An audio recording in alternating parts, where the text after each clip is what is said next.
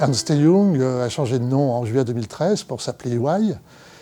EY est un cabinet d'audit et de conseil qui sert les entreprises de toute taille, de la start-up jusqu'à la grande entreprise, mais également les collectivités et le secteur public. Et cela dans nos 4 métiers que sont l'audit financier, le conseil en management, le conseil juridique et fiscal et le conseil en transaction. Pour nous, l'innovation, il ne faut pas uniquement penser innovation technologique.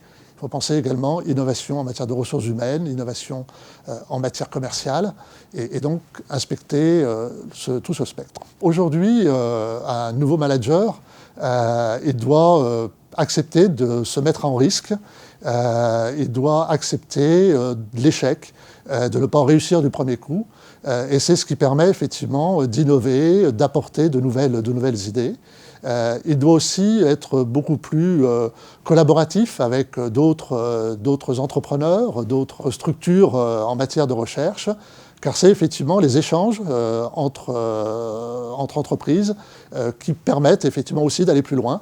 Et là, on peut espérer d'ailleurs que le rapprochement Rhône-Alpes-Auvergne permettra aux entrepreneurs présents dans la grande région aujourd'hui de plus coopérer entre eux et par ce biais-là d'innover, de trouver de nouvelles idées et de faire évoluer la performance de la région grâce à ces nouvelles idées. L'innovation chez EY, c'est à la fois pour apporter encore plus de valeur ajoutée dans le service que nous rendons aux clients, et ça c'est beaucoup aussi au travers du digital, au travers du traitement de la data. On parle beaucoup de traitement de data et demain on en livrera encore plus à nos clients.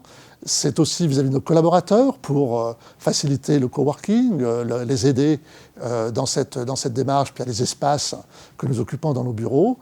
C'est aussi sur des projets en dehors du travail traditionnel pour accompagner des projets sociétaux et donc travailler sur, par exemple, au travers de la fondation, sur des projets de création d'entreprises dans les métiers manuels.